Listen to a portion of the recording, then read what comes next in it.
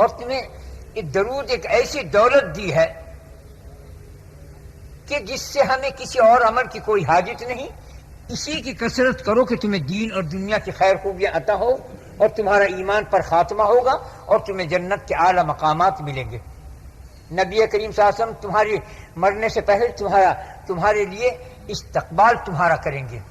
استقبال سے مراد یہ ہے انتظار فرمائیں گے. انتظار سے مراد یہ ہے کہ وہ بہت سے اپنے لوگوں کو، فرشتوں کو تمہارے استقبال کے لیے بھیجیں گے. فلاں بندہ آ رہا ہے جو مجھ پر بہت درود بھیجتا تھا، اس کا استقبال کرو. اس سے پہلے خدا تعالیٰ کے پاس لے جاؤ اور پھر میرے پاس لے کر آؤ. کیونکہ جب ملک الموت کسی کی روح کو قبض کر لیتا ہے اور قبض کرنے کے بعد وہ سب سے پہلے روح کو لے جا کر عرش کے نیچے رکھتا ہے. وہ روح سجدہ کرتی ہے خداوند کو. ہر ایک کی، یہی نہ سمجھے کہ مسلمانوں کی، ہر انسان کی، جتنی اس وقت دنیا میں آدمی موجود ہیں، جس وقت جناب رسول اللہ صلی اللہ علیہ وسلم دنیا میں جلوہ افروز ہوئے، پیدا ہوئے، اس کے بعد سے جتنی مخلوق پیدا کی جا رہی ہے اور کی جاتی رہے گی قیامت تک، سب محمد صلی اللہ علیہ وسلم کی امت کہلاتی ہے. یہ سب ان کی امت ہے، چاہے کوئی مانتا ہو چاہے کوئی نہ مانتا ہو، لیکن محمد صلی اللہ علیہ وسلم کی امت کہلاتی ہے. اور سب کی روحوں کو لے جا کر عرش کے نیچے رکھا جائے گا، چاہے وہ مسلمان ہو چاہے وہ ہندو ہو، سکھ عیسائی یہودی نصرانی ہو. وہ سجدہ ضرور کرے گا، لیکن اس کے بعد ان کے ساتھ جو معاملہ ہوگا وہ ان کے عمل کے ساتھ ہوگا. پھر اس کو واپس لے جاتے ہیں رسول اللہ کے دربار میں. پھر ان کے دربار میں جاتے ہیں جنہوں نے درود بھیجا ہے، سلام بھیجا ہے نبی کریم صلی اللہ علیہ وسلم پر، تو اس کو وہ مبارکباد دیتے ہیں، اس کی تعریف فرماتے ہیں. جنہوں نے ایسا نہیں کیا اس کی طرف وہ نظر اٹھا کر دیکھتے ہیں مگر نظر پھیر لیتے ہیں. یہ نظر پھیرنا اس کے لیے ایسا ہوگا جیسے کہ تلوار مار دی، جیسے کہ کسی کے پیٹ میں خنجر مار دیا. یہ نظر پھیرنے کا اتنی آزار محسوس کرے گا وہ شخص جس نے درود نہیں بھیجا، جو درود شریف نہیں پڑھتا، کوئی ہو، مسلم کے غیر مسلم. عیسیٰ علیہ السلام نے کیا کچھ نہیں بتایا اپنی امت کے لوگوں کو، اپنے حواریین کو، اپنی قوم کو. کتنی باتیں بتائی. یہی جو آج قرآن میں ہے، یہی جو توریت اور انجیل اور زبور میں ہے، یہی جو وید میں ہے، یہی ہیں سب چیزیں جو بتائی. رام اور کرشن جی نے کیا نہیں کچھ بتایا. ان کے اوپر جو وید ان کے اوپر نازل ہوئی تھی، رام، کرشن، لکشمن، یہ کون تھے؟ یہ نبی تھے اپنے وقت کے. حضرت خواجہ معین الدین اجمیری رحمۃ اللہ علیہ فرماتے ہیں وہ پورب کا چاند، وہ گوکل کی جان، وہ مواحد اعظم، وہ خدا کا دوست پیارا. کس کو کہا جاتا ہے مواحد اعظم؟ جو خدا کی وحدت میں لت پت ہو اور اتنا اپنی بساط کے مطابق، اور نبیوں سے بڑھ کر وحدت میں کوئی لت پت نہیں ہو سکتا. تو یہ کتنے بڑے مواحد اعظم تھے جن کو خواجہ صاحب فرماتے ہیں. انہوں نے کتنے کارنامے کیے، انہوں نے کون سے کوئی خراب کام کیے؟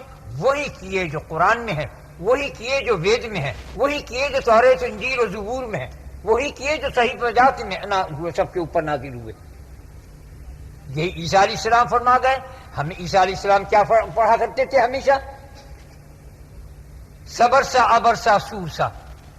جو 21 دفعہ صبح کو فرضوں کے بعد، نماز کے بعد پڑھتا ہے، 40 فرشتے اس کی صبح سے مغرب تک، سورج کے غروب ہونے تک اس کی حفاظت کرتے ہیں. اور اس کے بعد تبادلہ ہو جاتا ہے، پھر 40 فرشتے اس کے رات سے صبح کی آذان تک اس کی حفاظت کرتے ہیں. صبر سا ابر سا سور سا، جسے عیسیٰ علیہ السلام پڑھا کرتے تھے. آج عیسائی لوگ اس سے بے فکر ہیں، بے خبر ہیں. وہی 80 فرشتے جو صبح شام ان کی حفاظت کیا کرتے تھے، وہی ان کے پر بنے ہوئے ہیں. اور آج وہ جنت، آج وہ چوتھے آسمان پر آرام سے پھرتے ہیں، اڑتے پھرتے ہیں. ان کے پروں، ان کے پر جو ہیں یہی فرشتے ہیں. صبر سا ابر سا سور سا.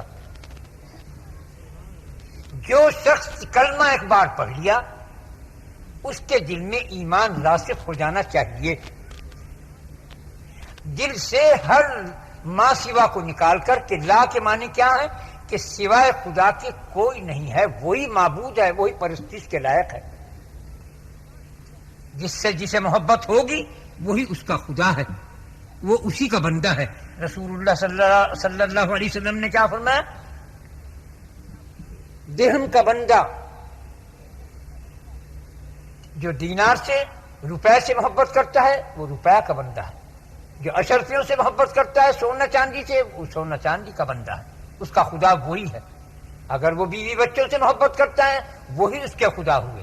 اگر وہ حکومت سے ڈرتا ہے وہی اس کا خدا ہوا. ڈرنے کے لائق صرف ذات قدس وحدہ لا شریک ہے. کوئی کسی کا کچھ نہیں بگاڑ سکتا.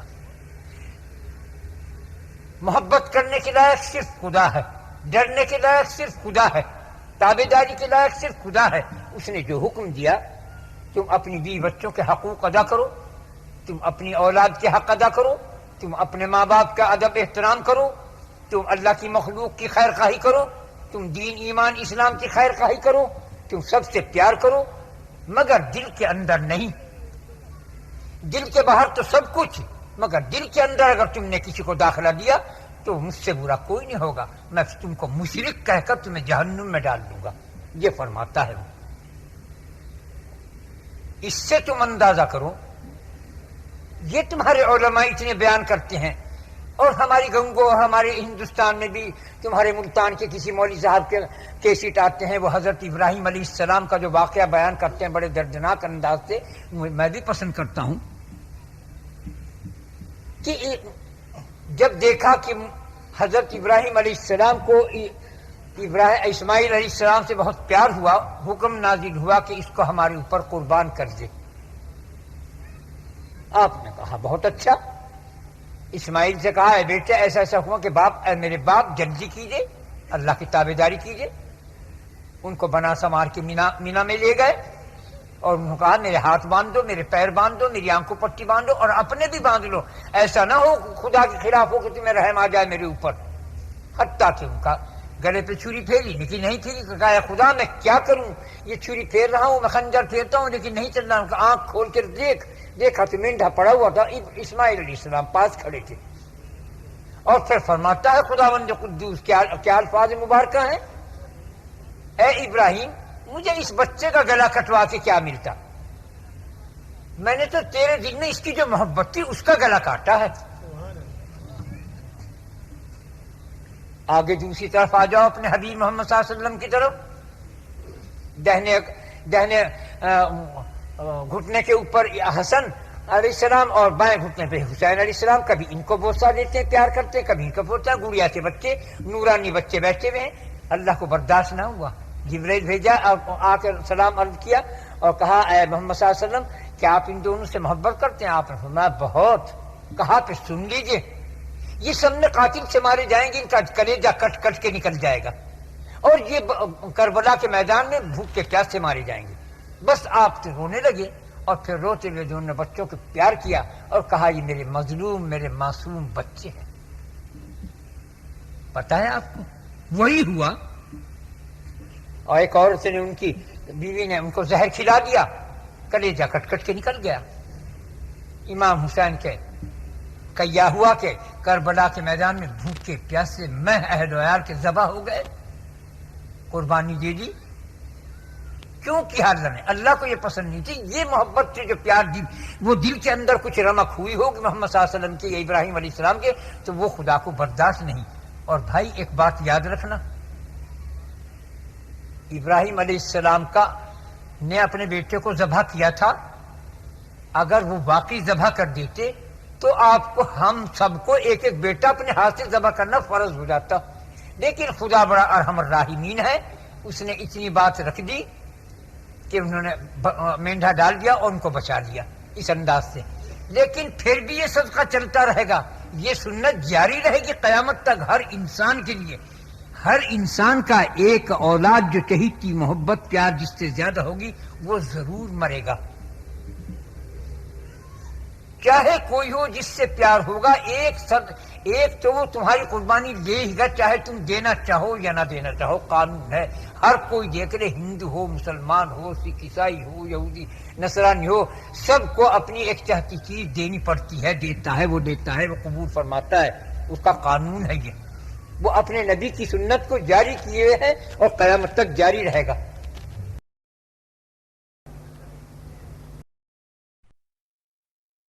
جتنے تمہارے ہاتھ ہیں یہ پھول ہے، اس کے اندر 1 2 3 4 یہ اتنی دفعہ بسم اللہ، اتنی دفعہ درود شریف اور 3 دفعہ قل ہو اللہ پڑھ کے ثواب پہنچانا ہے، ہدیہ نذرانہ۔ بسم اللہ الرحمن الرحیم۔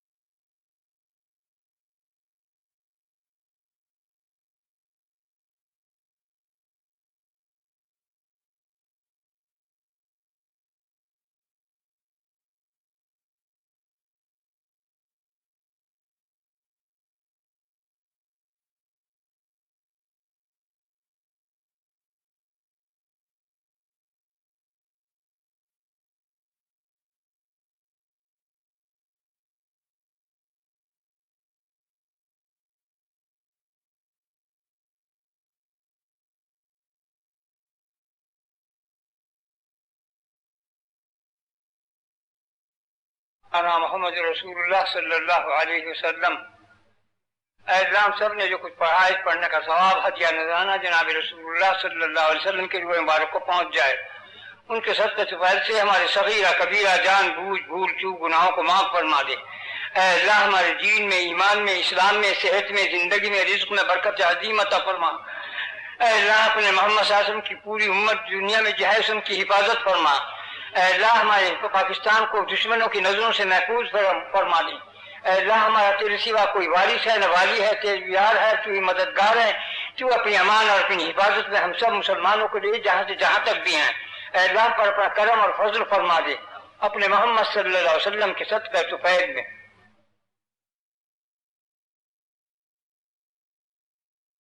برحمتک یا ارحم الراحمین۔